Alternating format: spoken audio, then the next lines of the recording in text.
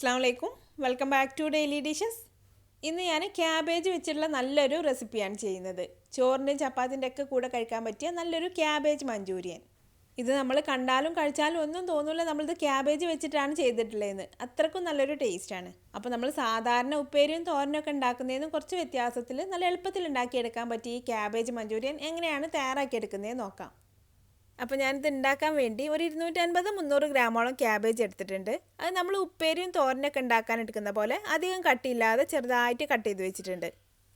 ഇതിലേക്ക് ഇനി 1-2 പച്ചമുളക് നല്ല ചെറുതായിട്ട് കട്ട് ചെയ്ത് ചേർത്ത് കൊടുക്കാം. ഈ പച്ചമുളക് കടിക്കാൻ കിട്ടരുത് കേട്ടോ, അപ്പോൾ അത്രയും ചെറുതാക്കിയിട്ട് വേണം ചേർത്ത് കൊടുക്കാൻ. പിന്നെ ഒരു തണ്ട് കറിവേപ്പില നല്ല ചെറുതായിട്ട് കട്ട് ചെയ്ത് ചേർത്ത് കൊടുക്കുക. സാധാരണ മഞ്ചൂരിയനിൽ നമ്മൾ കറിവേപ്പില ചേർക്കാറില്ല. അപ്പോൾ ക്യാബേജ് വെച്ചിട്ട് നമ്മളിങ്ങനെ ഉണ്ടാക്കുമ്പോൾ അതിൽ കുറച്ച് കറിവേപ്പിലയും കൂടി ചേർത്തിട്ടുണ്ടെങ്കിൽ നല്ലൊരു ടേസ്റ്റാണ്. പിന്നെ ഇതിലേക്ക് 1 ടേബിൾ സ്പൂൺ കാശ്മീരി മുളക് പൊടി ചേർക്കുന്നുണ്ട്. അപ്പോൾ സാധാരണ എരിവുള്ള മുളക് പൊടിയാണ് എടുക്കുന്നതെങ്കിൽ 1/2 ടേബിൾ സ്പൂൺ ചേർത്താൽ മതിയാവും. പിന്നെ ഇതിലേക്ക് ആവശ്യത്തിന് വേണ്ട ഉപ്പും കൂടെ ചേർത്ത് കൊടുത്തിട്ട് ഇതെല്ലാം കൂടി നന്നായിട്ടൊന്ന് മിക്സ് ചെയ്തെടുക്കാം. കൈവച്ച് നന്നായിട്ടൊന്ന് അമർത്തി കുഴച്ച് കൊടുത്തിട്ട് ഈ ഉപ്പും എരിവും കറിവേപ്പിലയുടെ ടേസ്റ്റൊക്കെ ക്യാബേജിലേക്ക് നന്നായിട്ടൊന്ന് പിടിച്ച് കിട്ടണം. സ്പൂൺ വെച്ചിട്ട് മിക്സ് ചെയ്തെടുത്തിട്ടുണ്ടെങ്കിൽ അത്രയ്ക്ക് അങ്ങ് ശരിയായി കിട്ടൂല കേട്ടോ. അതുകൊണ്ട് കൈ വെച്ചിട്ട് നന്നായിട്ടൊന്ന് തിരുമ്മി കൊടുക്കാം. ഇപ്പോൾ ഞാനിത് നന്നായിട്ടൊന്ന് മിക്സ് ചെയ്തെടുത്തിട്ടുണ്ട്. ഇനി ഇതിലേക്ക് ഒരു 2.5 ടേബിൾ സ്പൂൺ മൈദപ്പൊടി ചേർത്ത് കൊടുക്കാം. പിന്നെ 2.5 ടേബിൾ സ്പൂൺ കോൺഫ്ലവറും കൂടെ ചേർത്ത് കൊടുക്കാം. പിന്നെ ഇതിലേക്കൊരു 1/2 കപ്പോളം വെള്ളം കൂടെ ചേർത്ത് കൊടുത്തിട്ട് ഇതെല്ലാം കൂടി നന്നായിട്ടൊന്ന് കുഴച്ചെടുക്കാം. 1/2 കപ്പ് വെള്ളം ആദ്യം തന്നെ മുഴുവനായിട്ട് ചേർത്ത് കൊടുക്കണ്ട കേട്ടോ, കുറച്ചായിട്ട് ചേർത്ത് കൊടുത്തിട്ട് നമ്മൾ ഉള്ളിവടക്കൊക്കെ കുഴച്ചെടുക്കുന്ന പോലെ ഒന്ന് കുഴച്ചെടുക്കാം. ഇപ്പോൾ ഞാനിത് നന്നായിട്ട് കുഴച്ച് വെച്ചിട്ടുണ്ട്. ഇതിൽ വെള്ളം കൂടിപ്പോകരുത്. നമുക്കിതുപോലെ കുറച്ചായിട്ട് ഇട്ട് കൊടുത്തിട്ട് ഫ്രൈ ചെയ്തെടുക്കാനുള്ളതാണ്. അപ്പോൾ ഈ ഒരു പരുവത്തിന് വേണത് കുഴച്ചെടുക്കാൻ. ഇനി നമുക്കിത് ഫ്രൈ ചെയ്തെടുക്കാം. അപ്പോൾ ഇത് ഫ്രൈ ചെയ്തെടുക്കാൻ വേണ്ടി ഞാനൊരു ചീനച്ചട്ടി ചൂടാവാനായിട്ട് വെച്ചിട്ടുണ്ട്. ഇതിലേക്ക് ഇനി കുറച്ച് ഓയിൽ ഒഴിച്ചു കൊടുക്കാം.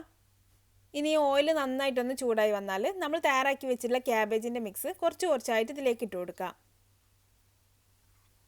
ഒരു ചെറിയ സ്പൂൺ എന്തെങ്കിലും വെച്ചിട്ട് ഇട്ട് കൊടുത്താലും മതി. അധികം വലിപ്പത്തിലിടരുത്. ഇതുപോലെ ചെറുതായിട്ട് ഇട്ട് കൊടുക്കുക. പിന്നെ നമ്മളിത് ഉണ്ടാക്കി കഴിയുമ്പോൾ ഇത് കുറച്ചും കൂടി വലിപ്പമായിട്ട് വരും.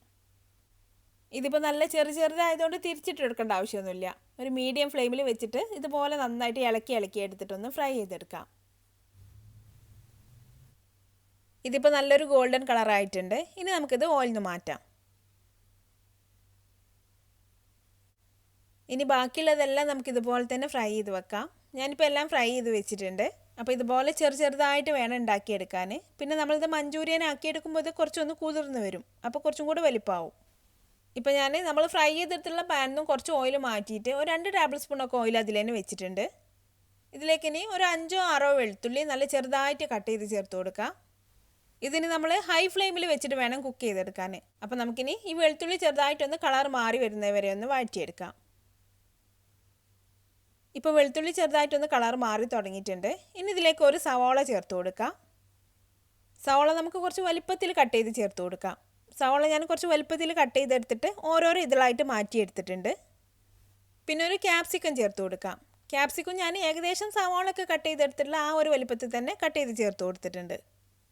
ഇനി ഇത് കുറച്ച് സമയം ഒന്ന് വഴറ്റി കൊടുക്കാം. 1 മിനിറ്റൊക്കെ ഒന്ന് വഴറ്റി കൊടുത്താൽ മതി കേട്ടോ. പിന്നെ നമ്മളിതിലേക്ക് ബാക്കിയുള്ള എല്ലാം ഒന്ന് ചേർത്ത് വഴറ്റിയെടുക്കുമ്പോഴേക്ക് ഇത് നന്നായിട്ട് വെന്ത് കിട്ടും. അപ്പോൾ ഇത് ചെറുതായിട്ടൊന്ന് വഴറ്റിയെടുത്ത ശേഷം പിന്നെ ഇതിലേക്ക് 1 ടീസ്പൂൺ കുരുമുളക് പൊടി ചേർത്ത് കൊടുക്കാം. കുരുമുളക് പൊടി ചേർത്ത് ഒന്ന് മിക്സ് ചെയ്ത് കൊടുത്ത ശേഷം പിന്നെ ഇതിലേക്ക് സോസുകളൊക്കെ ചേർത്ത് കൊടുക്കാം. 1 ടീസ്പൂൺ സോയ സോസ് ചേർക്കുന്നുണ്ട്. 1 table spoon chilli sauce, 2 table spoon tomato sauce, പിന്നെ 1 ടീസ്പൂൺ വിനാഗിരി, 1/4 ടീസ്പൂൺ പഞ്ചസാര. ഇനി ഇതെല്ലാം കൂടി ഒന്ന് മിക്സായി ഈ സോസിൻ്റെ മണമൊക്കെ ഒന്ന് മാറി വരുന്നവരെ ഒന്നും കൂടി ഇളക്കി കൊടുക്കാം. തീ കുറച്ച് വെക്കേണ്ട ആവശ്യമില്ല കേട്ടോ. തീ കൂട്ടി തന്നെ വെച്ചിട്ട് ഇതെല്ലാം പെട്ടെന്ന് വഴറ്റിയെടുത്താൽ മതി. ഇപ്പോൾ ഇതെല്ലാം ഒന്ന് മിക്സായി വന്നിട്ടുണ്ട്. ഇനി ഇതിലേക്ക് ആവശ്യത്തിന് വേണ്ട ഉപ്പ് ചേർത്ത് കൊടുക്കാം. നമ്മളിതിൽ കുറച്ച് സോസുകളൊക്കെ ചേർത്ത് കൊടുത്തുകൊണ്ട് അധികം ഉപ്പ് ആവശ്യം വരില്ല. അപ്പോൾ നോക്കിയിട്ട് ആവശ്യത്തിന് ചേർത്ത് കൊടുത്താൽ മതി. പിന്നെ 1 ടീസ്പൂൺ മുളക് പൊടിയും കൂടെ ചേർക്കുന്നുണ്ട്. പിന്നെ 2 പച്ചമുളക് കട്ട് ചെയ്തിട്ടൊന്നുമില്ല കേട്ടോ, അങ്ങനെ തന്നെ ചേർത്ത് കൊടുത്താൽ മതി. ഇനി ഇതൊന്നും കൂടി ഒന്ന് മിക്സ് ചെയ്ത് കൊടുക്കാം. ഇതെല്ലാം നന്നായിട്ടൊന്ന് മിക്സായി വന്നാൽ പിന്നെ ഇതിലേക്ക് വെള്ളം ചേർത്ത് കൊടുക്കാം. ഞാനിപ്പോൾ 1 കപ്പ് വെള്ളം ചേർത്ത് കൊടുക്കുന്നുണ്ട്. ഇത് ഞാനിപ്പോൾ അധികം ഗ്രേവി ആയിട്ട് ഉണ്ടാക്കുന്നില്ല കേട്ടോ, കുറച്ചൊരു മസാല ആയിട്ടാണ് ഉണ്ടാക്കുന്നത്. അപ്പോൾ കുറച്ചൊരു ഗ്രേവി ആയിട്ട് വേണമെങ്കിൽ നമുക്ക് 1.5 കപ്പ് വെള്ളം ചേർത്ത് കൊടുക്കാം. ആദ്യം 1/2 കപ്പ് വെള്ളത്തിൽ 1 ടീസ്പൂൺ കോൺഫ്ലോർ നന്നായിട്ടൊന്ന് മിക്സ് ചെയ്തിട്ട് ചേർത്ത് കൊടുക്കണം. പിന്നെ ബാക്കിയുള്ള 1 കപ്പ് വെള്ളവും. കോൺഫ്ലോർ ചേർത്താലേ ഗ്രേവി നല്ലൊരു തിക്കായിട്ട് കിട്ടുള്ളൂ. അപ്പോൾ കുറച്ച് ഗ്രേവി ആയിട്ട് വേണമെങ്കിൽ മാത്രം കോൺഫ്ലോർ ചേർത്ത് കൊടുത്താൽ മതി. അല്ലെങ്കിൽ ഇതുപോലെ 1 കപ്പ് വെള്ളം ചേർത്ത് കൊടുത്താൽ മതി. ഇപ്പോൾ വെള്ളമൊക്കെ ചേർത്ത് നന്നായിട്ട് തിളച്ച് വന്നിട്ടുണ്ട്. ഇനി നമ്മൾ ഫ്രൈ ചെയ്ത് വെച്ചിട്ടുള്ള ക്യാബേജ് ഇതിലേക്ക് ഇട്ട് കൊടുത്തിട്ട് നന്നായിട്ടൊന്ന് മിക്സ് ചെയ്തെടുക്കാം. ഇതിലിട്ട് ഇനി വേവിക്കൊന്നും വേണ്ട കേട്ടോ. ഒന്നങ്ങ് മിക്സ് ചെയ്തെടുക്കുമ്പോഴേക്കന്നെ ഈ സോസ് എല്ലാം ക്യാബേജിലേക്ക് പിടിച്ചിട്ട് ഇത് ചെറുതായിട്ടൊന്ന് സോഫ്റ്റ് ആയിട്ട് വരും. അപ്പോൾ നമുക്ക് തീ ഓഫ് ചെയ്യാം. തീ ഓഫ് ചെയ്ത ശേഷം വേണമെങ്കിൽ നമുക്കിതിൽ കുറച്ച് സ്പ്രിംഗ് ഓണിയനും കൂടെ ചേർത്ത് കൊടുക്കാം. ഇപ്പോൾ നമ്മുടെ ക്യാബേജ് മഞ്ചൂരിയൻ റെഡി ആയിട്ടുണ്ട്. ഇത് കണ്ടാലും കഴിച്ചാലും ഒന്നും ഇത് നമ്മൾ ക്യാബേജ് വെച്ചിട്ടാണ് ചെയ്തിട്ടുള്ളതെന്ന് തോന്നില്ല. അത്രക്കും നല്ലൊരു ടേസ്റ്റാണ്. ചോറിൻ്റെ ചപ്പാത്തിൻ്റെ ഒക്കെ കൂടെ കഴിക്കാൻ നല്ലതാണ് കേട്ടോ. അപ്പോൾ നിങ്ങളിതുപോലെ ഒന്ന് തയ്യാറാക്കി നോക്കിയിട്ട് അഭിപ്രായം എന്നെ കമൻറ്റിലൂടെ അറിയിക്കാൻ മറക്കരുത്. നിങ്ങൾക്ക് എൻ്റെ വീഡിയോ ഇഷ്ടമായാൽ ലൈക്ക് ചെയ്യാനും ഷെയർ ചെയ്യാനും കമൻറ്റ് ചെയ്യാനൊന്നും മറക്കരുത്. അപ്പോൾ അടുത്ത നല്ലൊരു റെസിപ്പി ആയിട്ട് വീണ്ടും കാണാം. Thanks for watching this video.